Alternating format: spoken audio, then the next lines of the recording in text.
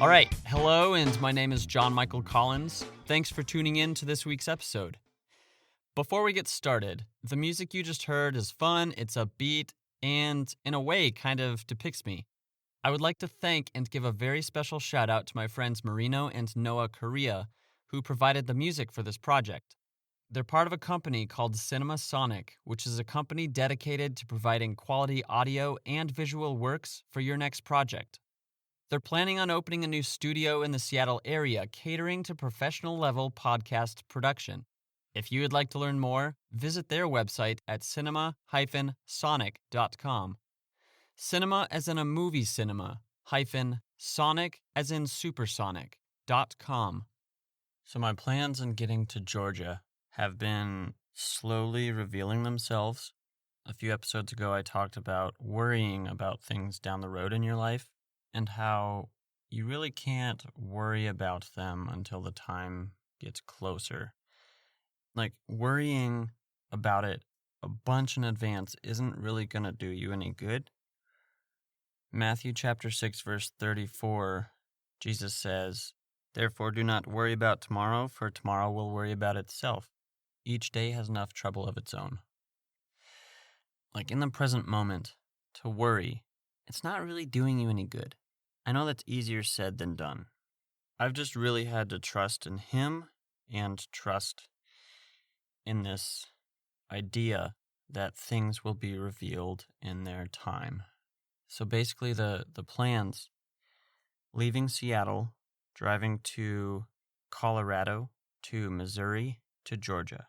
It's like 4 days of driving and making stops in between. Not many, but important, you could say, like, appointments. It's a little nerve-wracking, but I've done it before, that amount of driving in such a short period of time. If you remember me talking about the road trip that I took around the country, this is 21% of that road trip. 2,700 miles to Atlanta. The road trip was 12,968 miles. The rate that I drove that amount of miles, that was over the course of 2.5 months. And this is over the course of just a few days. My car is working, and ultimately, Jesus is in the driver's seat. If you are just joining, this podcast is a personal and therapeutic tool I call a vocal diary.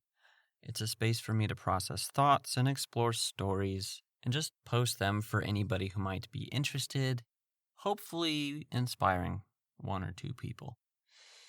Or more. That would be awesome. I'm not doing this for any type of social gain or to be a better human. I'm just doing it. And ultimately, it's also practice, which is cool. Episodes 1 and 2 talk about who I am if you're just tuning in, so I would ask that you consider giving those a listen if you haven't already, just to kind of, if you're more interested in getting to know me a little bit more and who this guy on the other side of the microphone is. A quick disclosure that going on tangents may or may not be involved. This show is conversationally true to how I speak, which you'll probably understand what that means here soon. So here we go. To when I worked at Heuss. This was in college. It was an internship at a printing company. They're a commercial printer, which means that they make anything from promotional items to printing. When my sister got married, I made her wedding invitations. We made pamphlets. There were these workbooks that students would have for certain times of the year during school, business cards, stuff like that. My favorite job was using the letter inserter, which, if you ever wonder when you get something in the mail, like junk mail, for example, it comes in an envelope and there's stuff inside. Stuff being like paper or a promotional credit card or something, like saying you pre-qualify. This was my favorite machine because it was super old. It had to be from the 60s at least. It was this conveyor belt with 3 or 4 wire racks or something. One for an envelope, one for one brochure, another brochure, and another brochure, just like depending however many things you wanted to put inside the brochure. And this was really cool because what I went to school for was manufacturing, basically the process that goes into manufacturing. I worked at Boeing, for example. So, like, you have a customer who makes an order for an airplane, and there are just hundreds, if not thousands no, definitely thousands of processes that go into that airplane, and then finally getting the finished product to the customer. So at the printing company, it was the process is really similar. And like with the letter inserter, it was a lot more simplified. Well, ultimately, you had the customer making the request for whatever. So you get the correct size envelopes that they want. You get the pages that they want included inside of the envelope, printed on whatever color they wanted. Probably super boring. I'm selling myself short on that. It's okay. Then you take those pieces of paper to a machine that actually folds them. And once they get folded, you take it to the letter inserter, which that is what exactly it sounds like, is it's inserting stuff into the letters. And then once everything got inserted, none of it was perfect. Like, really, pretty much everything in life isn't perfect. You have things that go wrong. So, like, sometimes the letter would be inserted into the envelope backwards. Earlier, I said something about, like, inserting letters, but the letters get inserted into the envelope. I'm sure you put that together. So, like, yeah, sometimes you would put the letters into the envelope and it would just, like, crush the whole thing and it would make, like, basically like a giant paper wad. But when it runs efficiently, when it runs smoothly, it's like clockwork. That's how I saw this thing. It was like clockwork because it's just doing so many letters at one time, and it's super cool. And once it inserts everything into the letter, it ran it underneath like this paintbrush that had water like slowly dripping onto it. So the paintbrush goes over the part of the envelope that forms the adhesion to be closed. So like once it did that, it would run it over it, and then just naturally it would seal itself, which was super cool. So I really enjoy just seeing a process from start to finish. I'm not as much a huge fan of manufacturing anymore as I was. I'm definitely grateful that I have that background. And part of life is just learning, what you like to do. And I'm grateful that I had that opportunity to learn just all these different facets of manufacturing, that now I can apply that to different parts of life, like the process of moving to another state, or the process that goes into producing a film or a commercial or even a podcast episode. There are so many things that I don't know how to do that would be cooler to know how to do them, but for the sake of a diary, over time it'll get better. And I'm not selling this short. I'm very, very proud of this for what it is. This has been a really, really cool process, and I thank you for tuning in, for being patient, and your faithfulness in returning, or if this is your first time, the willingness to come check this out. It's a process. I'll be honest, I can't guarantee that every episode is very super interesting, but if you saw the long list of just things I've talked about, you don't have to have anything special to reflect on your life. I understand that, being able to recall things in the past is very difficult. And there are exercises you can do that help a lot with that, which improv is one of them. Improv was one of the main inspirations for me, one of the main tools in doing this, actually. A special shout out to Jet City Improv and Unexpected Productions in Seattle for actually teaching me a lot of aspects and games about improv. and just being able to watch shows and learn so much. There's so many other companies outside of these two that I mentioned that have influenced these companies and other people who have been involved with these companies and those things making it into my mind. There's something kind of unexplainable but freeing about being vulnerable. Being able to be vulnerable is like this is the true you. This is the raw emotion, unfiltered emotion. So like what I'm telling you, I filter it to some degree for the sake of, not saying anything completely wrong. I mean, people say in improv there are no wrong choices.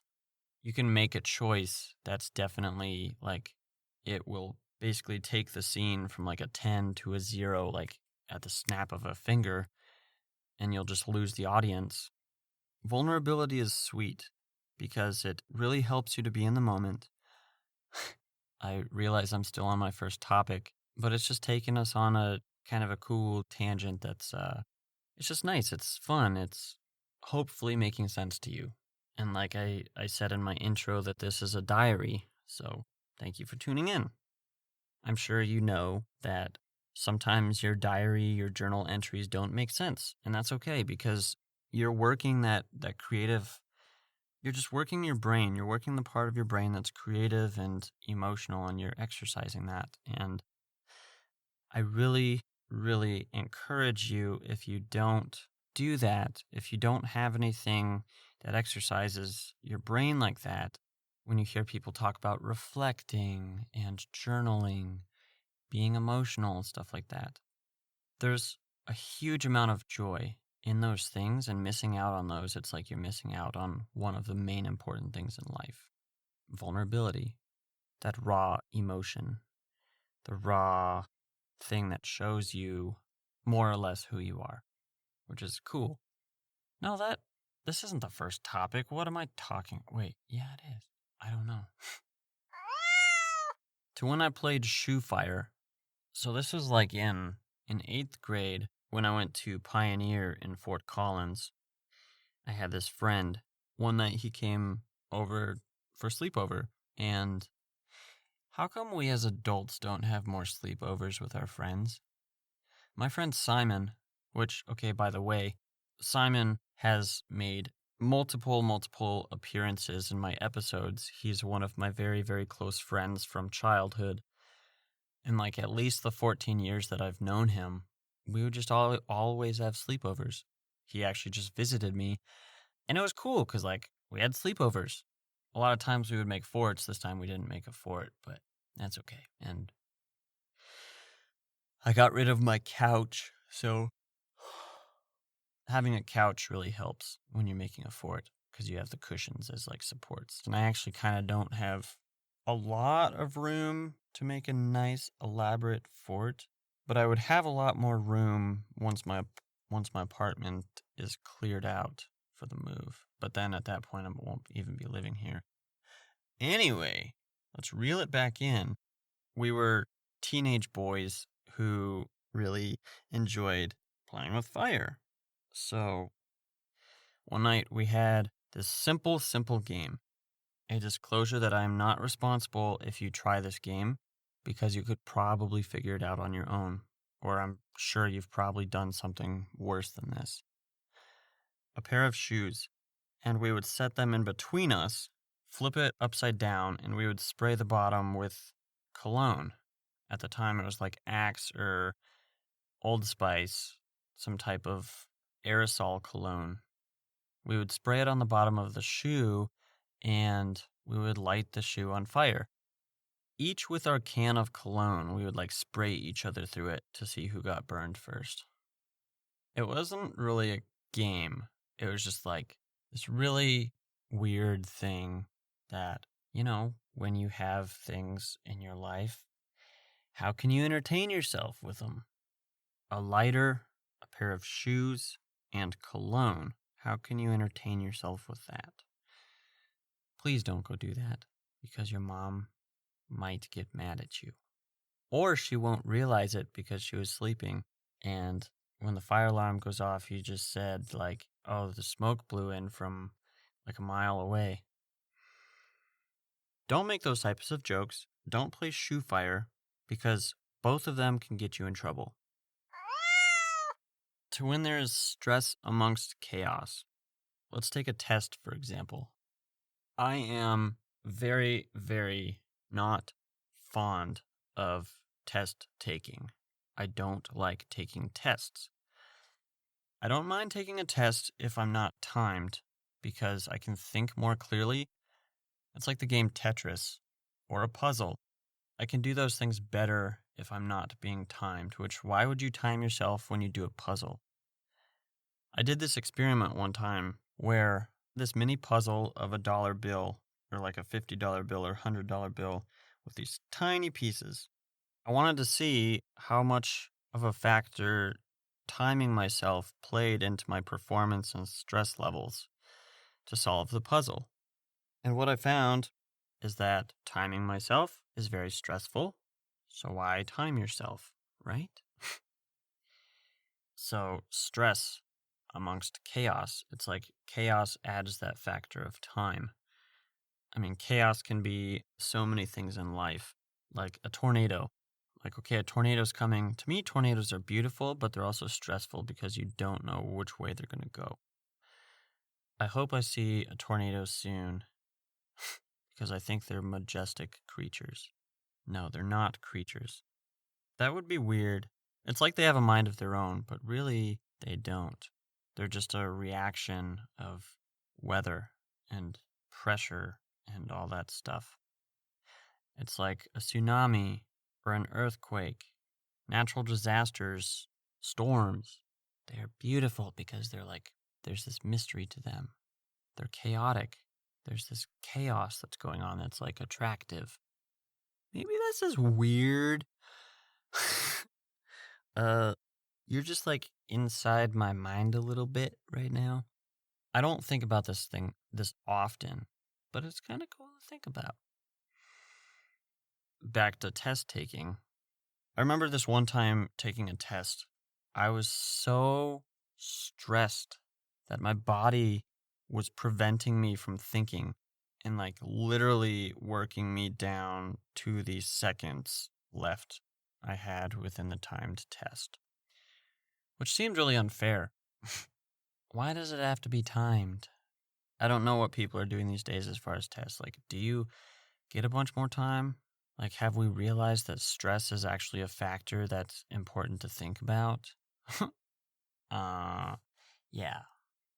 The last thought with that is I had this friend who during our, like right before a few of our tests, he would play the song Breathe by Faith Hill, which is just like, calm your nerves, try to calm your nerves. It'll be okay. Just focus, do your best. The sun will come up at the end of the day. Well, okay, the sun doesn't come up at the end of the day. The sun sets at the end of the day. But the sun will come up tomorrow. Actually, the sun is stationary. We will see the sun again tomorrow. There's part of the day where we say goodbye to the sun, even though it doesn't move. And then there's a part of the day where we say hello to the sun.